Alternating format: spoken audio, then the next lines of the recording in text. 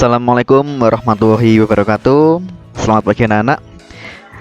Bagaimana kabarnya pagi hari ini? Semoga kalian semua dalam keadaan yang sehat. Pagi hari ini kita akan belajar masih sama tema 1, subtema 2, manusia dan lingkungan, pada pembelajaran 3 dengan KD. Bersyukur kepada Tuhan Yang Maha Esa atas nilai-nilai Pancasila dalam kehidupan sehari-hari, bersikap tanggung jawab, cinta tanah air, dan rela berkorban sesuai nilai-nilai sila Pancasila. Terus mengidentifikasi karakteristik geografis Indonesia sebagai negara kepulauan atau maritim dan agraris serta pengaruhnya terhadap kehidupan ekonomi, sosial, budaya, komunikasi, serta transportasi. Lalu, menentukan pokok pikiran dalam teks. Oh ya, siapkan buku dan alat tulisnya. Kita akan mulai belajar. Indonesia merupakan bangsa yang dikaruniai Tuhan dengan sumber daya alam yang sangat beragam dan melimpah pastinya. Mulai dari keragaman potensi alamnya sampai keadaan penduduknya. Sudahkah semua itu dimanfaatkan secara bertanggung jawab, anak-anak? Ya, kita masih belum bisa memanfaatkan secara maksimal. Disimak teks yang Bapak bacakan. Di sela-sela istirahat, Pak Anto dan Beni memperhatikan lingkungan alam sekitar.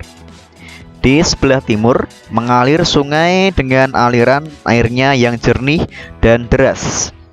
Di sebelah barat terbentang luas ladang sayur. Di sebelah utara berbaris perbukitan yang ditumbuhi berbagai pohon. Adapun di sebelah selatan berdiri tegak gunung tempat hidup berbagai tumbuhan dan satwa. Pak, saya merasa sangat beruntung lahir dan hidup di Indonesia. Tanahnya subur dan alamnya sangat kaya, kata Beni. Beni, kekayaan dan keberagaman yang dimiliki oleh bangsa Indonesia tidak sebatas sumber daya alamnya saja, namun juga kondisi kependudukannya. Jumlah penduduk Indonesia sekarang ini sekitar 254 juta jiwa. Penduduk tersebut tersebar hampir di 13.466.000 pulau yang ada.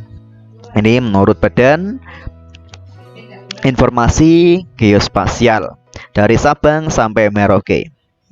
Masing-masing pulau atau wilayah memiliki beragam suku, adat, budaya, ras, agama, dan golongan. Dari sekian banyak penduduk tersebut juga terdiri atas beragam latar belakang pendidikan, ekonomi, sosial, dan budaya. Jelas Pak Anto. Wah, semakin bangga jadi anak Indonesia, sahut Beni. Anak-anak, kalian bisa mengamati peta persebaran kepadatan penduduk di Indonesia.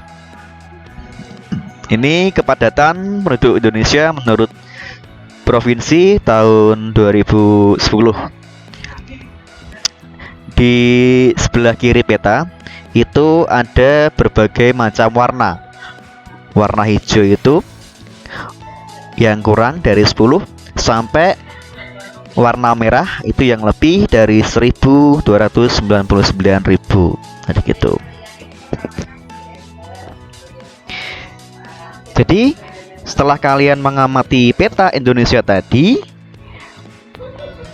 kalian bisa menjawab pertanyaan-pertanyaan berikut.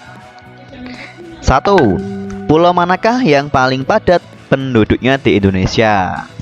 Yang kedua, pulau manakah yang paling sedikit penduduknya di Indonesia?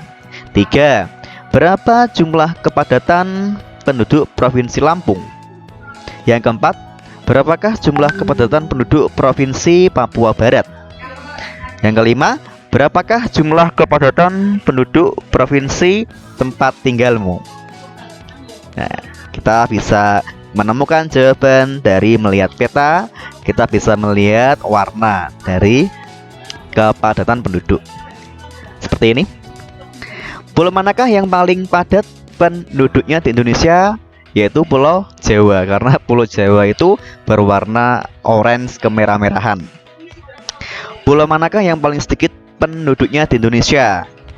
Dilihat di gambar juga, pulau yang paling sedikit penduduknya adalah Pulau Papua. Berapakah jumlah kepadatan penduduk Provinsi Lampung? Lampung bisa dilihat, jumlah kepadatan penduduk Provinsi Lampung adalah 50 sampai 100 orang per kilometer. Berapakah jumlah kepadatan penduduk Provinsi Papua Barat? Jumlah kepadatan penduduk Provinsi Papua Barat adalah kurang dari 10 orang per kilometer. Berapakah jumlah kepadatan penduduk provinsi tempat tinggalmu? Yaitu bisa disesuaikan dengan data anak-anak yang dipunyai oleh provinsi, gitu. Lalu kita akan belajar untuk perilaku yang tidak sesuai dengan nilai-nilai Pancasila. Pancasila menjadi pandangan hidup bangsa Indonesia. Maka dari itu perilaku dan sikap masyarakatnya haruslah mencerminkan nilai-nilai luhur Pancasila. Meskipun demikian, sering kita jumpai dalam kehidupan sehari-hari perilaku orang-orang sekitar kita yang tidak mencerminkan nilai-nilai Pancasila. Jadi kita akan mengetahui perilaku yang tidak mencerminkan nilai-nilai Pancasila. Yang pertama, di lingkungan sekolah. Perilaku yang tidak sesuai, yang pertama, memilih teman hanya yang kaya saja. Tidak mau meminjamkan peralatan sekolah kepada teman. Menyontek, berkelahi, tidak mau mengikuti upacara bendera, mengejek teman. Di rumah, tidak melaksanakan ibadah sesuai dengan agamanya. Tidak mau berbagi makanan dengan anggota keluarga yang lain. Bermalas-malasan, membantah orang tua, memaksakan kehendak kepada anggota keluarga, berbohong. Di lingkungan masyarakat, tidak mau menjenguk tetangganya yang sakit. Melarang orang lain melakukan peribadatan sesuai dengan agamanya. Minum minuman keras dan berjudi. Tidak mau mengikuti kegiatan kerja bakti, ronda, dan rapat lingkungan atau biasanya rapat RT. Suka pamer kekayaan, mencuri, menganiaya teman, melakukan kekerasan. Jadi ada 3 lingkungan anak-anak, yaitu lingkungan sekolah, rumah, dan masyarakat. Kalian harus bisa menghindari perilaku yang Pak Dimas sebutkan tadi, gitu. Banyak faktor yang membuat bangsa Indonesia menjadi sebuah bangsa yang besar, yang bisa disandingkan dengan bangsa-bangsa besar lainnya di dunia. Banyak faktor pula yang menjadikan kita semakin bangga menjadi warga negara Indonesia. Faktor-faktor tersebut antara lain sebagai berikut, disimak ya. Yang pertama, nilai-nilai luhur yang hidup di tengah-tengah masyarakat. Yang kedua, wilayahnya yang luas dan berupa kepulauan atau maritim. Yang ketiga, letak geografis yang strategis. Yang keempat, besarnya jumlah penduduk. Yang kelima, beragamnya suku, agama, ras, dan golongan. Yang keenam, beragamnya budaya sosial dan ekonomi. Keberagaman yang dimiliki oleh bangsa Indonesia tidak terlepas dari pengaruh luasnya wilayah Indonesia. Wilayah Indonesia berupa kepulauan yang terdiri atas pulau besar dan kecil, baik yang berpenghuni maupun yang tidak berpenghuni. Meskipun demikian, keberagaman ini bukanlah menjadi pemecah, justru menjadi pemersatu bangsa dengan berlandaskan Pancasila. Nah, ini Pak Dimas ada tugas, yaitu kalian mencari pokok pikiran dari paragraf di bawah ini yang ada bacaan yang berjudul Kerukunan Umat Beragama di Indonesia. Ini ada paragraf 1 dan 2. Kalian coba baca.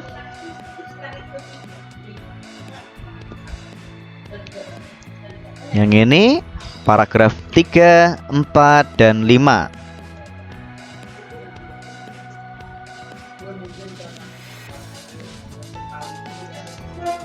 Yang ini paragraf 6 dan 7. Penugasan ini bisa ditulis, lalu hasilnya bisa difotokan dan dikirim lewat WhatsApp grup.